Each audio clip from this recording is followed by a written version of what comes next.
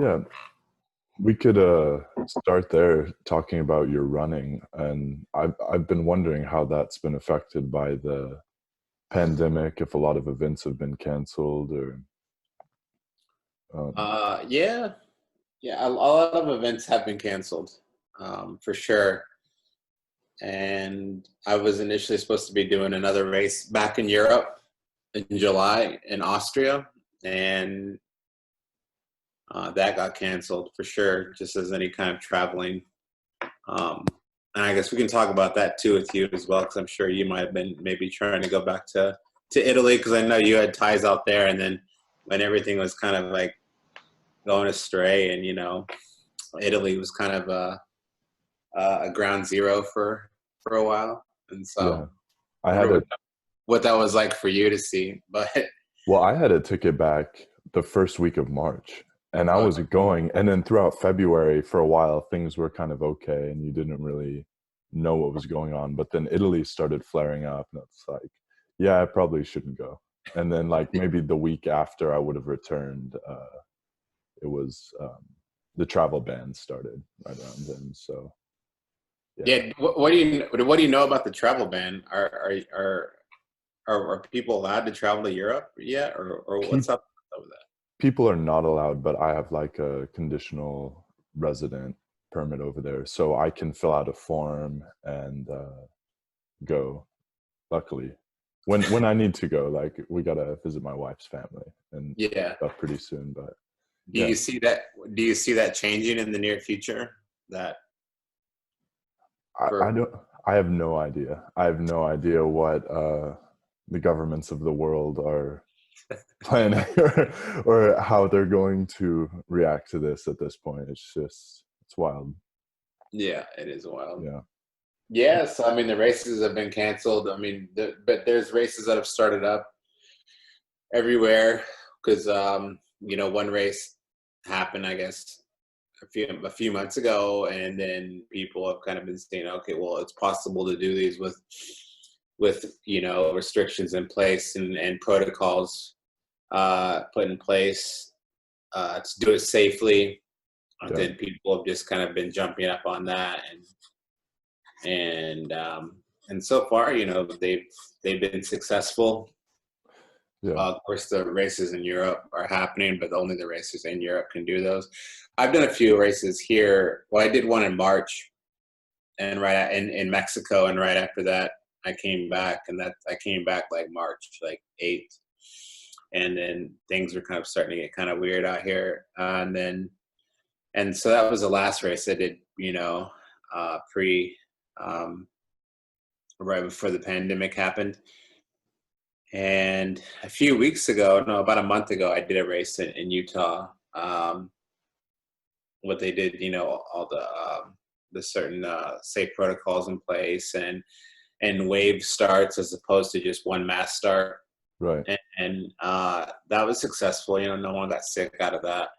And when you do these long races that I do, and long races meaning 50K, 32 miles, or 50 miles, or 100K, 62 miles.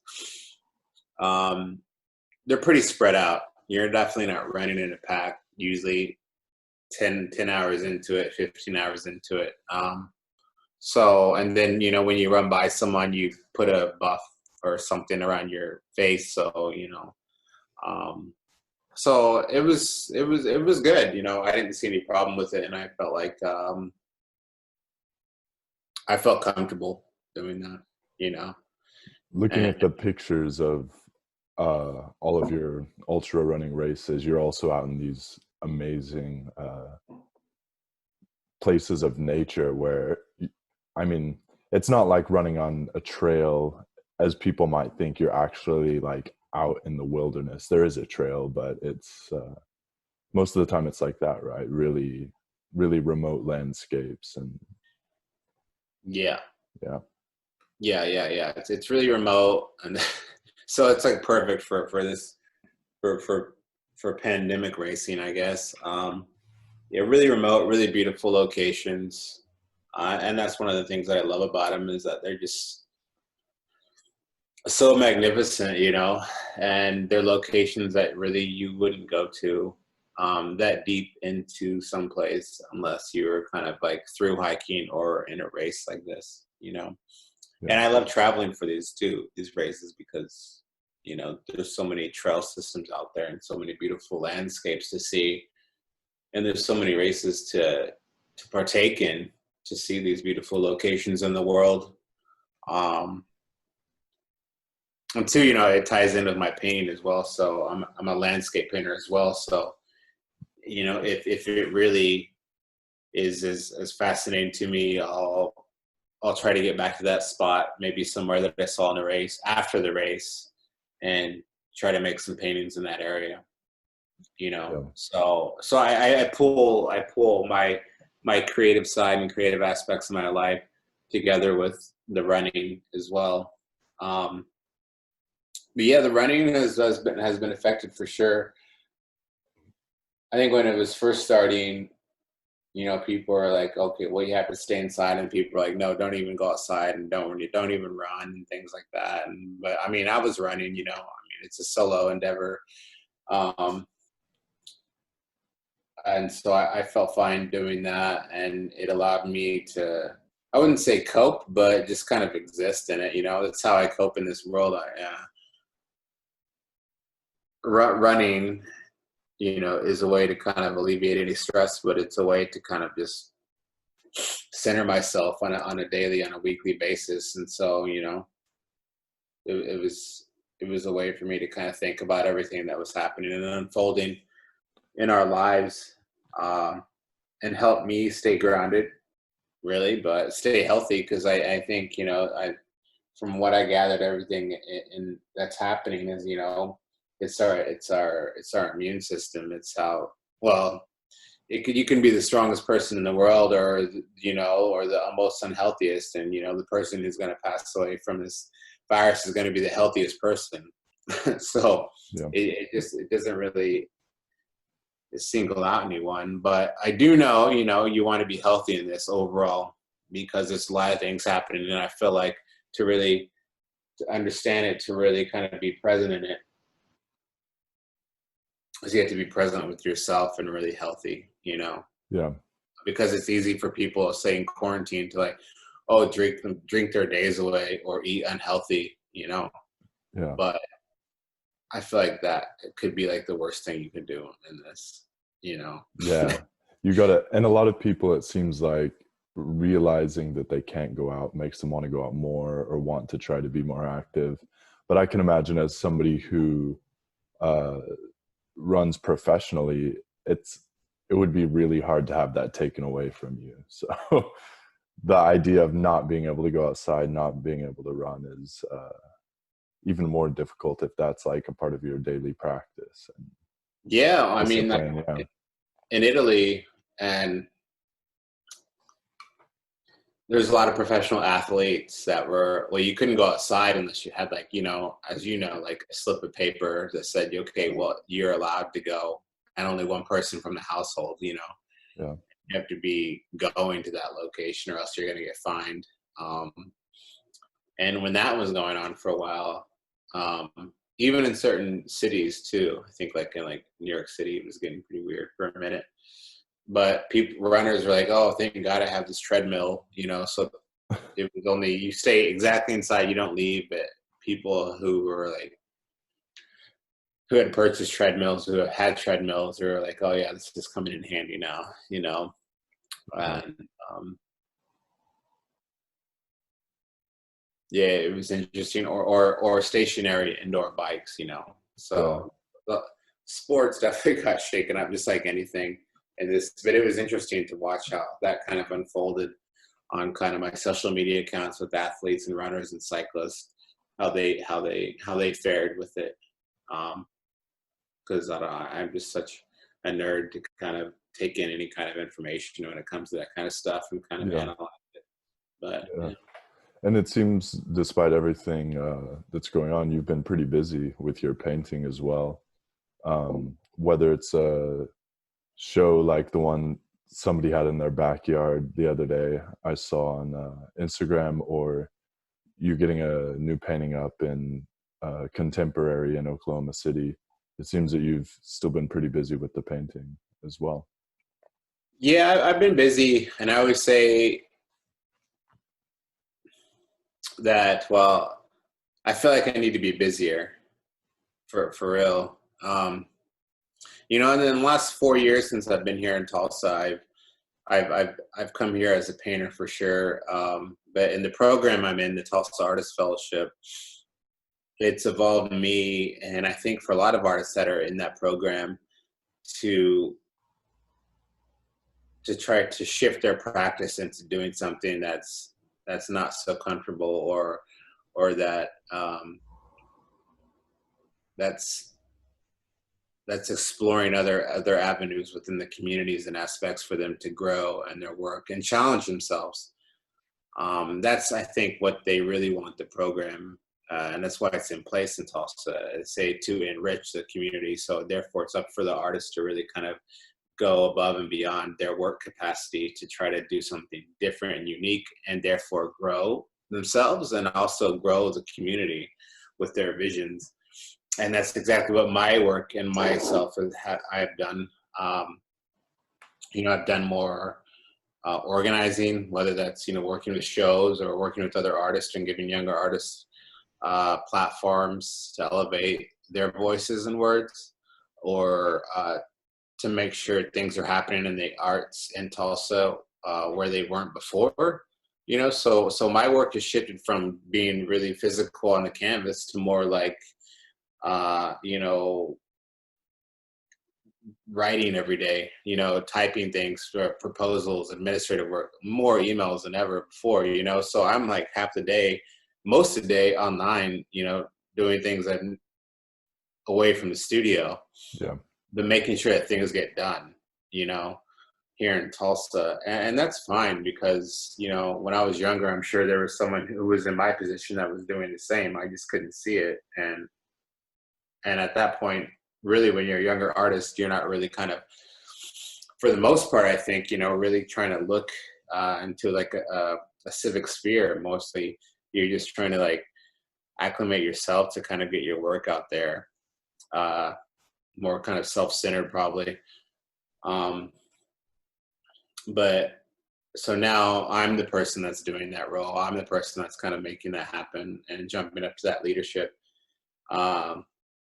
And specifically speaking, the Native American community here in art scene, where there is one, but it's so scattered, and the voice is hard to find and hear, you know. Yeah. So I feel like there needs to be something that's really solidified and solid and unified to create something that's here in Tulsa and in Oklahoma, a solid platform and space for artists and voices for American Indian arts, you know, a resource, a place of resource, Yeah. really. Because, you know, there's a show right now, Living Arts, with all Native artists, and I recommend, you know, you've seen it for sure. I think that's curated by Tiger Tony, and yeah, I mean, it's in a pandemic. People can go. You have to reserve a time and whatnot, but it's a beautiful show to see. I just feel like there should be more conversation with that. I don't know if we're going to have a panel talk, but when it comes to having these Native shows, I feel like these kind of things fall to the wayside. Yeah. In your experience, what does it take and what needs to be done to sort of draw that artistic community together? Because as you said, it already exists. It's just going beyond that to provide the opportunities and the space to have the conversation and stuff like that. Yeah, there needs to be a really fully, a well-funded center, I think, a resource center, you know, like a creative center space for American Indian community here in Tulsa. You know, there's so much money being invested in Tulsa, but none of it is going towards Native communities at all. I think they just put that like $350 million 2025 project for Tulsa that started in maybe 10 years ago, 5 years ago. There's about 40 projects under that umbrella for that grant. there was only, out of those 40 projects, there was only one Native initiative linked to it. And it was for a cultural center, I believe, but it got scraped from the docket. Mm. It's the only one that got scraped from the docket of like 40 to 50 projects to get money. And I read, I think why, and I think it was because there wasn't enough boats or something on it. And then of course you have millions of dollars going towards like golf courses in Owasso, or to improve Route 66 signage. You know, and they're just doing things that kind of the infrastructure of what we are seeing today in the social unrest, you know, that stemmed from, well, the unrest of the pandemic, but the unrest and the unwellness of the country. And you see Tulsa here existing from oil extraction, and, you know, we can go back to capitalism and colonialism, all of that. And then you have Tulsa still lingering in the past in 2020 to trying to still be in 1920. You know, it's like they can't grow. They don't want to grow. And you have people fighting to get rid of, like Bynum, you know, he's in his family, he's in a pastime of this kind of position hierarchy in Tulsa. So he's, you know, of course, in favor of all the things that we're against. So he's, you know, a part of this problem. You have all this money being allotted and allocated going to all these places that aren't really for conducive change for people of color here. And you know, like I said, that project 2025, where they scraped that center for Native Americans here, and then the rest goes to like I said, signs to kind of upstart Route 66 again for tourism. Come on, we really don't need that. Millions of dollars going towards something from the past. Route 66, I think we can kind of, you know, grow from that and change Tulsa into something really beautiful. Because I mean, Route 66, you know, that's part of that whole part of the, you know, the creation myth, you know, manifest destiny, the changing of the United States, you know, that's a whole nother problem in itself, you know, going through reservations and creating this identity and stereotypes of Native people on these reservations. You know, it created its own problem, that, you know, the cutting through the states like this. And, you know, people aren't traveling like that anymore, you know? And so it's like, come on, we can really make something unique and different, powerful here. But you really have to like be vocal. And the people that are on these voting committees for this money are white, you know, they're older white people. They're not, you know, for the benefit of people of color and for the arts and for culture or for wellness, you know, they're still stuck in the past. So that has to change. We need a resource center. We need a fully funded $1 million, you know, multi-million-dollar center here in Tulsa that can pay people, hire Native people, teachers, facilitators, art instructors.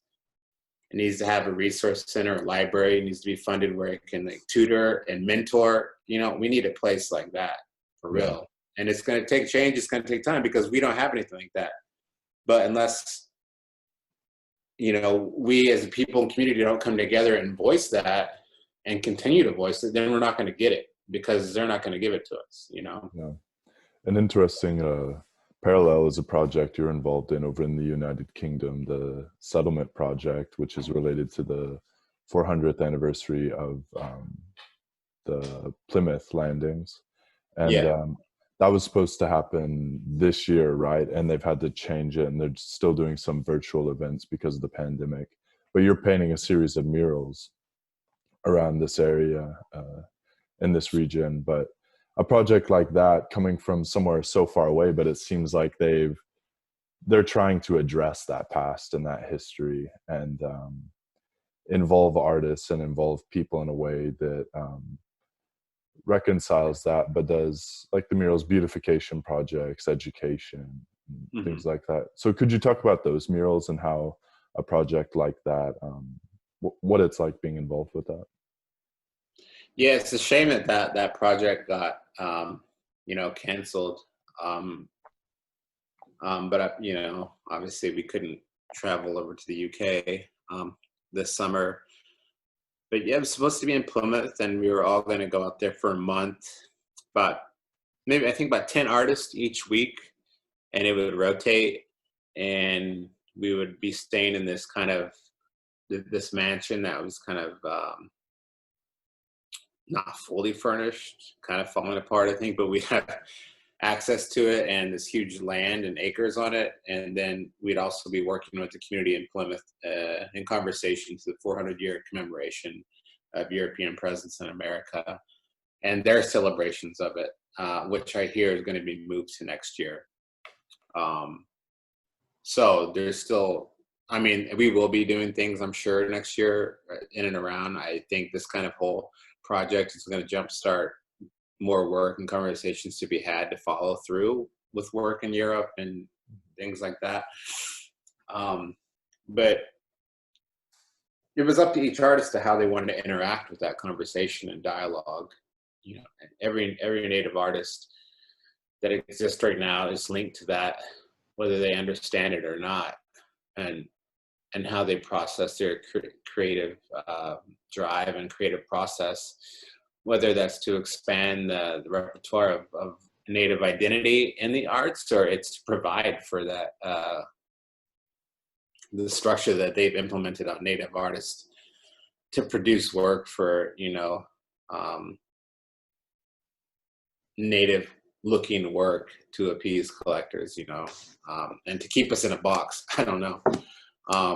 But there's all these kind of ways we can kind of, in angles, we can look at it and work through it to kind of figure that out. And I feel like in doing so, it helps us as Native artists to kind of work through these problems, like these deep traumas, per se, to look into ourselves and see what kind of work we're doing and why is it that we're making it.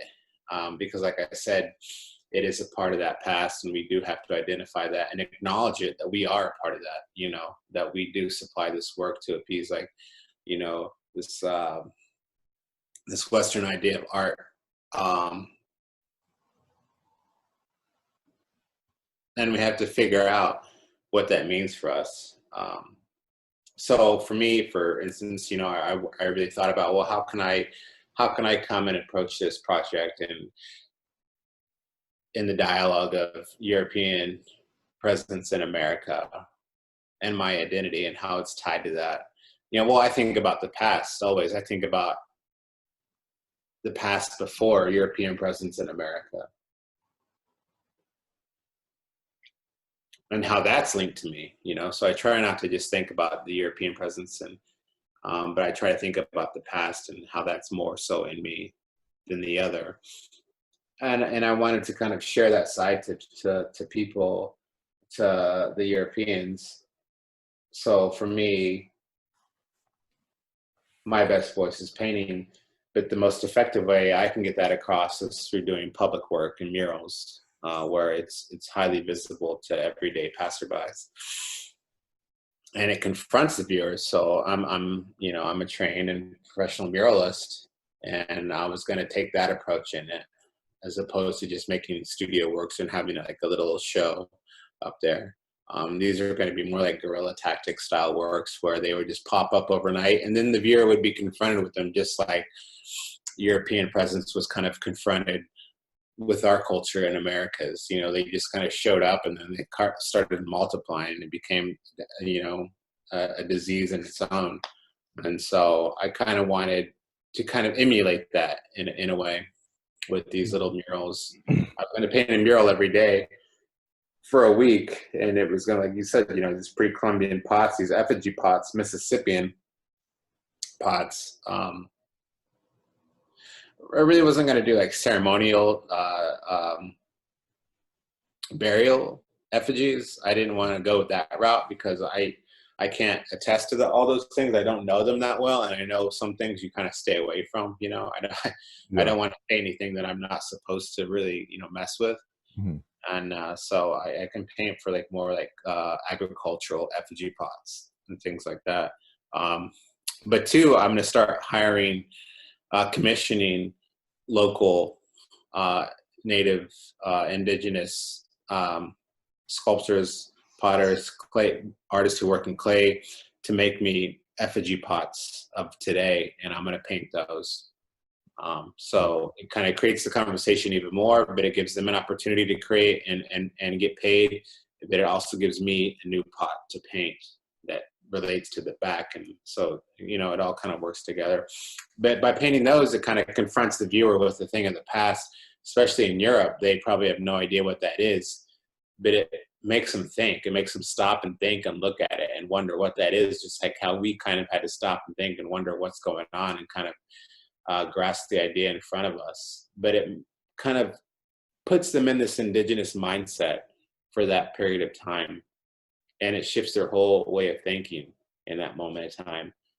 And in that moment, I feel like I've achieved my greatest goal, you know, to kind of put something in place, a pot, a visual pot on a wall, set it in place for things in motion to happen differently for the rest of their lives from there on after, you know. So it's like a placement of a pot. You place it, these things set physically someplace, and then you can place it in their mind as well and in their hearts. So I love your perspective on this, and it makes me think of two things, like the fact that people have been making art in the Americas for thousands of years, and a lot of people don't realize that, you know, they sort of only have that mindset, like you said, of European contact and forward, but they don't consider that there were great civilizations making art, living life before that.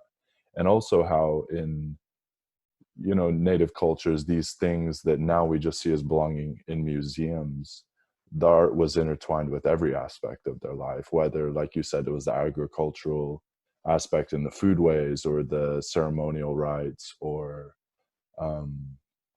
just everyday living. They were using these objects, and it was connected to that too. So it sounds like your way of addressing that really does go beyond just saying that, but visualizing that, showing that, and teaching people. I love what you're doing with that project. It sounds thanks. It's evolving. And it's funny, when I did that first one in Arkansas, I felt really good about that, because that pot specific was probably made 100 miles away, you know, in like 1350 or something, from that area I was painting at. So I mean, it seemed fitting that I was actually painting the first one in a location that was close to where it was made, you know, as opposed to Plymouth. But when I was painting it, you know, I remember one woman came up, was like, "What is that?" "Oh, I don't know what that is." You know, I'm like, "Oh, this is this, and it's from this area." She's like, "Really?" Like, you know, people have no idea, you know, they just don't, you know. Even like Cahokia, people have no idea that Cahokia is even there, and you know, and they live. I feel like if you're around here, you should. Cahokia is close enough to know what it is, you know, like. It's like our version of the pyramids, and people don't care about it, so it's crazy. It's crazy. But then you have all these like sites, you know, mountain sites and village sites scattered far from that, you know. Started like in eastern Arkansas, and then this kind of spread out, you know. And so I mean, there's so many paths, so many histories, and they're all interesting to me, because they're all, you know, made art and decorative pottery and things like that. And that's the kind of stuff I think about. I like to think about more so than the European way of life here once they came over. And there's a lot to explore there. There's a lot to create in that, and you could just create a solid body of work the whole rest of your life based on that, you know. And that's what's different for me, is that I like to jump around is what I make. You know, I don't know if I could be an artist that just does one thing over and over and over. And I can see why that's successful for artists, because it's comfortable and it's successful. You know, if you find success in it, you know, and say, well, why stop? Well, life's too short to just be repetitive. You know, I can't do that. There's too much to touch upon, to think about. You know, I think as a creative person, as an inventor of images, it only gets stronger the more you can kind of explore it and experiment with it. You know, and there's so much out there in the world to be inspired by. So that's one thing that's been different for me as an artist. You know, I think people have noticed, and that has kind of been problematic for gallerists or galleries because you know, I think successful artists and galleries really kind of do similar works over and over. You know, so they Yeah. can kind of like really um, put them in a place, you know, not pigeonhole, but kind of box them into a kind of concept. What kind of artist this is what kind of clients and collectors you're going to have, and so forth. Um, but um, yeah, so this project is pretty fun because it allows me to kind of to think in a deeper way of what art does and where it comes from, and then kind of create it and then let it go back into the world again, you know, Yeah. in a new way. So it's still evolving. The next one I'm going to paint is like in Oklahoma City. Um, and yeah, you should find me one to paint that you think that an image of one that you think would be good to paint. And take a crack at it, and tell me why, and or what you perceive and what you think of it. And, but I don't know. I don't know where I'll go. I don't know. I want to keep painting out until mid next year, I think. So Yeah. I think I'll paint one in Lawrence, in Kansas, another location. So It went from you having like a week to paint these to all the time in the world. So yeah, but I'm only gonna give myself like a year, I think. yeah, So that's it. You know, I can't. But yeah, and I definitely want to go back to Europe and paint a few. But I think I'll make stickers and things and send them to my friends in Europe, and they can slap them around places. And yeah. I have a question about your studio work yeah. that came to mind um, with what you were just discussing. Uh, your work is very visually stunning, and it's like it seems that all these images and pieces sort of come together to coalesce on a plane, and there's a lot of movement in that. If I don't know if you could even answer this, but how do you bring together those different visual elements and then sort of recontextualize or imagine them in that style that is so uniquely yours? I I think don't it's know if just that kind makes of sense. Or, yeah. I think that is just kind of like uh,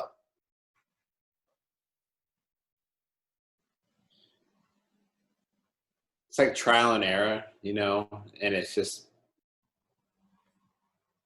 I always say, you know, the things that I have and imagery that I use, the style that I use, is just references that I've amassed from previous paintings, from all the experience that I've had.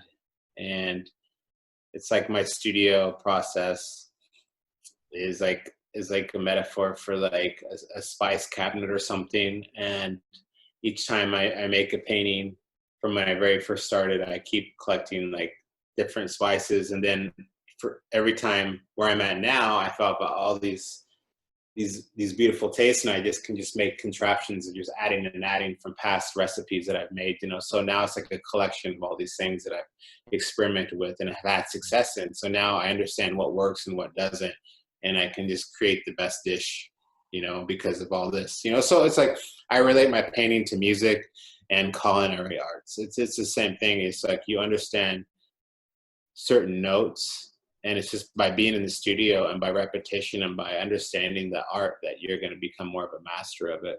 I'm not saying by any means that I'm a master, because I don't feel like you can ever understand it. That word is just something that's placed upon a person, you know, because of what they do and their owning of the skill of it. um, but it's just like they say, practice makes perfect, practice makes best. um, because I've just learned over the years what works for me and what doesn't. And I can say, oh, I think I could bring that element in here that worked for me 2 years ago, and it would look good in here. And I can omit that and bring this in. So it has to have good harmony, just like a dish of food and just like a musical piece. And it has to have good composition, just yeah, like culinary or just like a musical piece. And and the only way you're going to find that is by understanding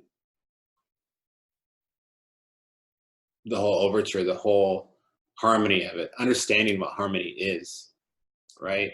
Yeah. And the only way that you understand that is just by being with it and doing it so much. You have to have your own style with any kind of, with no matter what kind of artist you are. You have to have your own style with it. And that was something that I learned at an early age when I started painting. When I was like 15, 16, I was trying to like copy masterworks. And I got to a point where I felt like I was somewhat successful, but I was like, okay, well, I understand paint and how to mix it and how to like make it look like something like this. But I better stop doing that because I'll get too comfortable mimicking other artists, especially like masterworks, you know, like Renaissance artists. It's like 16, 17. I was like, oh, okay, well, it's time. You have to, right now, you have to like find your own style. You have to start that path. So I knew at an early age, probably by 17, 18, that I was going to be a painter. But at that time too, I knew I was already on my path to find my own style. Yeah.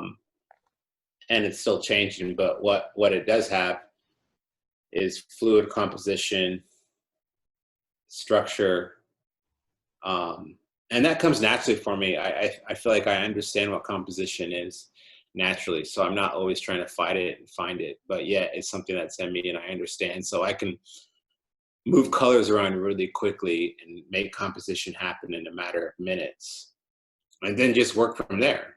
Yeah. And once you have that, then you have a successful composition, and then I know color composition too. So once you throw that on top of that composition, then you can pretty much do anything as long as you kind of follow these natural harmonious rules to it, you know, which are just in music and food, you know, they're the kind of the deep down human harmony, rules of harmony. I can't really explain it. It's just kind of a thing that exists, you know. And maybe it's more apparent in food where it's obvious if there's too much salt. Yeah.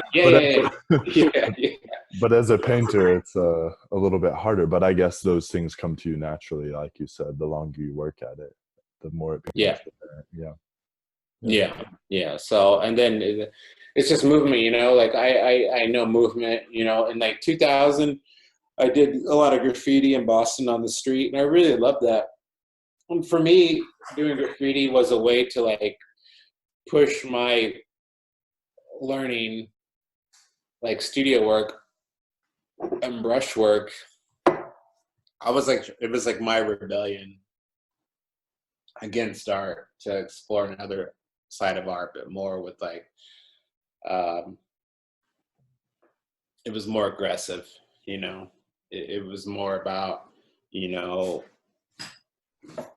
fuck the system and the police and things like that, you know. So and I grew up skateboarding as well, so this was kind of more my speed, doing graffiti, painting on the streets in the cities.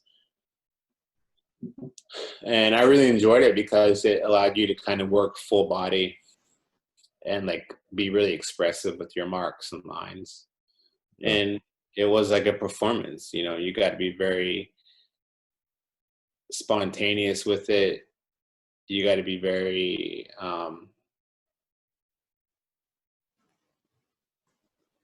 your marks have to be very on point, but you got to have a lot of confidence in the mark making, and it has to be quick. So doing that, you know, allowed me to understand those kind of motions and mark makings. And then when I came back to the studio, those were kind of now implemented in how I paint, and they still are to this day. Which I think, if it wasn't for that, you know, I don't know what my work would look like. But it adds a bit of that kind of, I wouldn't say aggressive, but really spontaneous mark making into my work, and line and confidence of the lines, you know. So, but that's just how we are as humans, and how this world is, you know. I mean, it's just like the wind, you know, it shapes everything. And two, that's how like mark making does, you know, it shapes so much. We have our limbs, we have our legs, we have our arms to move in such a manner to do that, whether that's in performance or whether that's in ceremony or whether that's in painting and art. is an extension of ceremony, and so is painting. So yeah. And I think that's a great place to end it. But apart from painting the murals, working with the potters, do you have any upcoming shows or events that you'd like to talk about or promote? yeah, well, I'm trying to, 2020 was going to be a big year for me and my arts integration project, which is associated with the Tulsa Artist Fellowship, and is why I'm in the program this year in 2020. Obviously, COVID-19 has impacted a lot of projects for a lot of artists. It also has impacted my project for 2020, which my proposal being to bring in 4 Native artists, Indigenous artists from outside of Oklahoma to come into Oklahoma and create public art pieces.